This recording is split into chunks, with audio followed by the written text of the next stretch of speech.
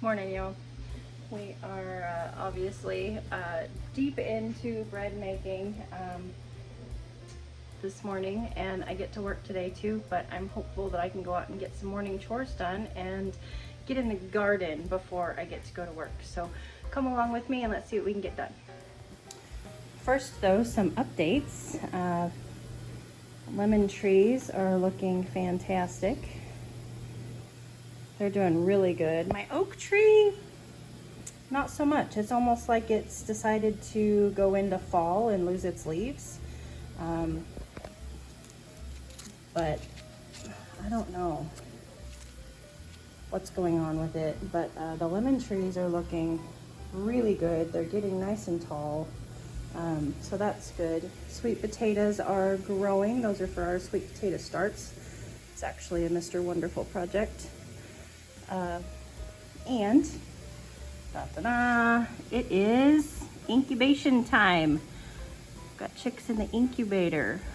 So we've started, it's mostly barred rocks all on the outside, and then I went ahead and put 6 of the olive eggers in the center. So in these barred rocks will be chicks that we grow out for food. And then the olive eggers is just to build up my colorful egg flock. So it's exciting. We actually have 15 days left on those. Okay, here is our task at hand here. And hello, Bee. How are you?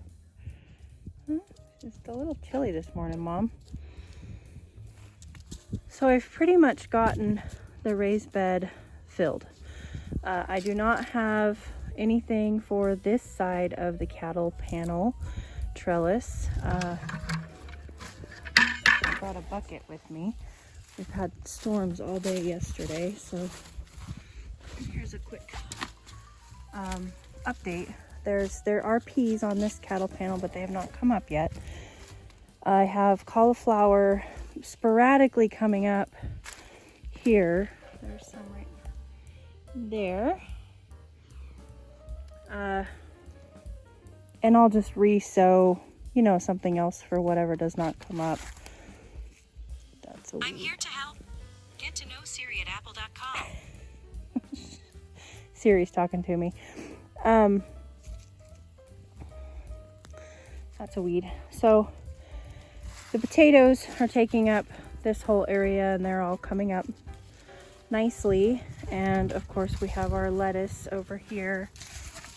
This is the Merlot, and it's just so pretty. It's so shiny. We're actually going to have a salad today. And then the Pablo is looking really good also. These are radishes, and of course we had a pretty hard freeze, and so a lot of these got kind of zapped, but these are radishes, and they are the Starburst. Nothing from the parsnips, so I'm probably going to end up reselling this, and I'll note that the germination was no bueno on these. We do have some turnips coming up here. There is also some cauliflower coming up here. The storms have been kind of harsh on these. And they're pretty sporadic. These are not.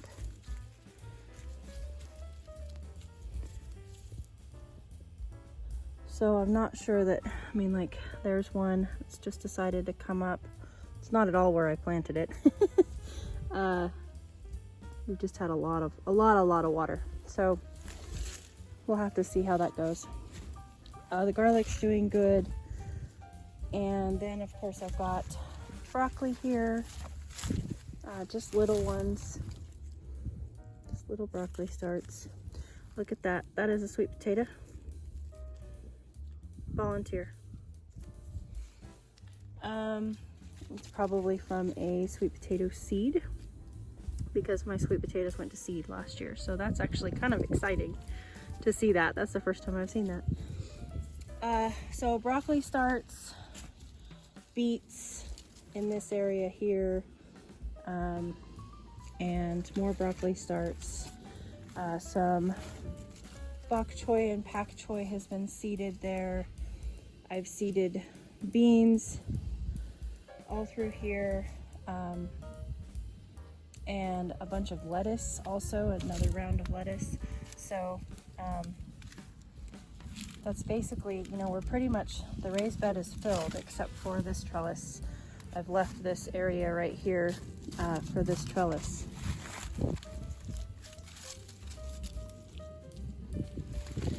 So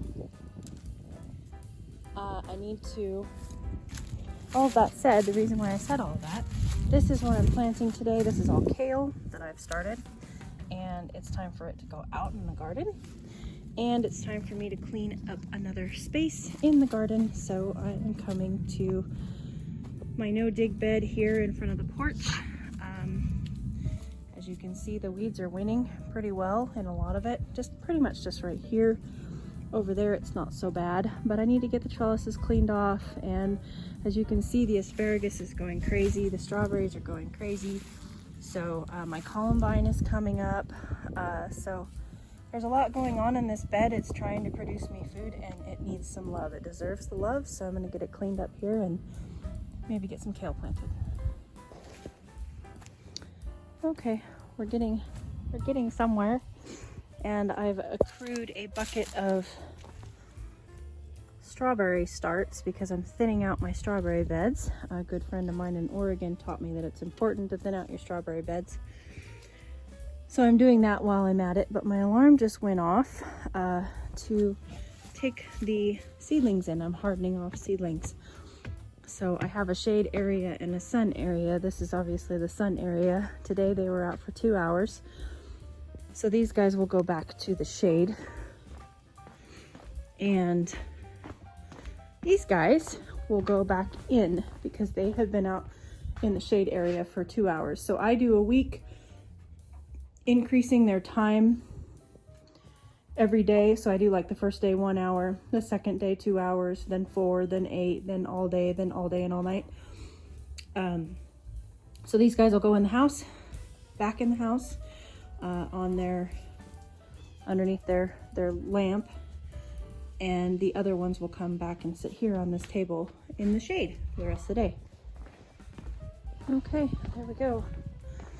And it's important to harden off your seedlings. If you start them inside a greenhouse or inside your house, like which is my case, it's important to harden them off so that they don't get shocked as bad. And hardening them off is just basically introducing them slowly to the outside elements and world. The wind, the rain, the sun, you know, the sun can scald them, all of those things. So yeah, that's what these guys are looking wonderful, and that's what these guys are doing. These are peas. Look how pretty that leaf is. So these are peas, onions, cabbage, and more cabbage. And these guys went through the storms yesterday, so they're looking a little bit flat, but they'll perk back up. All right, back to work. Okay, you guys. Took me all day, but I got it all cleared out.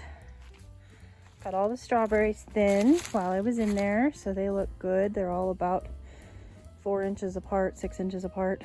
And I have a whole bucket of strawberry starts, and then there's also this bucket of strawberry starts. You can see the columbine good now coming up, and my glads are starting to poke through. So I went ahead, I put a cage up for the dahlia that gets so big. Went ahead and put a cage up for it, and I haven't seen it yet. They usually come up a little later, but went ahead and staked the asparagus, and then those stakes will also be used for the glads, because the glads get really heavy, and then if we have a windstorm, they tip over. So went ahead and did that and got my trellises all cleaned off. Thanks again for the Deerfamy stool. It comes in handy. It's got all my tools in it, and is nice. It's in the knee rest position right now, but you can flip it over and use it as a stool, so that's always nice. But I think that's like wheelbarrow, I'm gonna say 9. So anyway, got this area all cleaned up, reclaimed. I kind of lost it last summer and then just never got it back, so I got it back, and that's gonna be it for today. As you guys can see, the sun is waning on me, and I'm a bit of a wreck. So I've got dirt everywhere and my hair's a mess, but I will be back tomorrow morning and we'll work on this some more. But this is going to be it for tonight. Okay, y'all, it is the next day, and we're fixing to head out and get back to work on that garden bed. But I'm in the kitchen this morning doing bread, and I wanted to show you what the wheat loaf looked like after it came out of the oven. So there it is. It's a thing of beauty. That is the loaf that we were stretching and folding in the beginning of this video. And I've got some discard sandwich bread going, sourdough discard sandwich bread going, and then also a chocolate discard sandwich bread going. Started dabbling in making chocolate sourdough. So I am going to hop out and do just a couple chores first, and then I'll meet back up with you guys in the garden. We did have a freeze. Come on, babe. We did have a freeze last night, but just barely. Everything seemed to fare just fine, so that's good.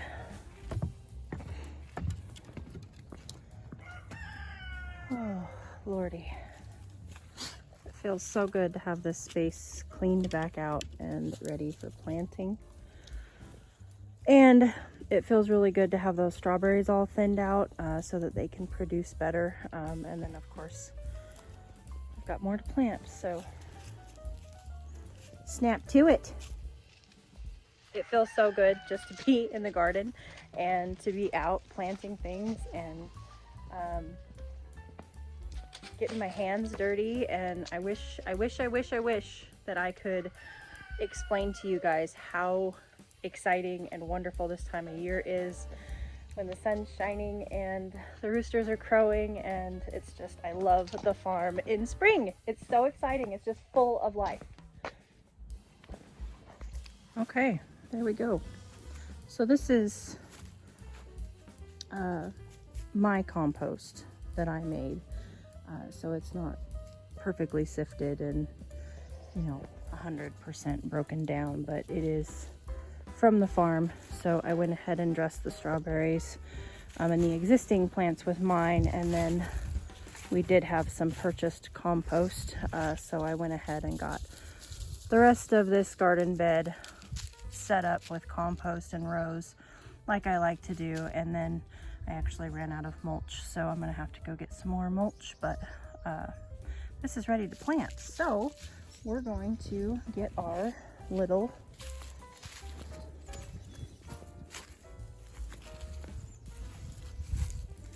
kales in. It looks like here we have red and white Russian. Let me get on the other side, sorry. Shadow. Red boar and dwarf blue curled. So we'll get these guys in the ground.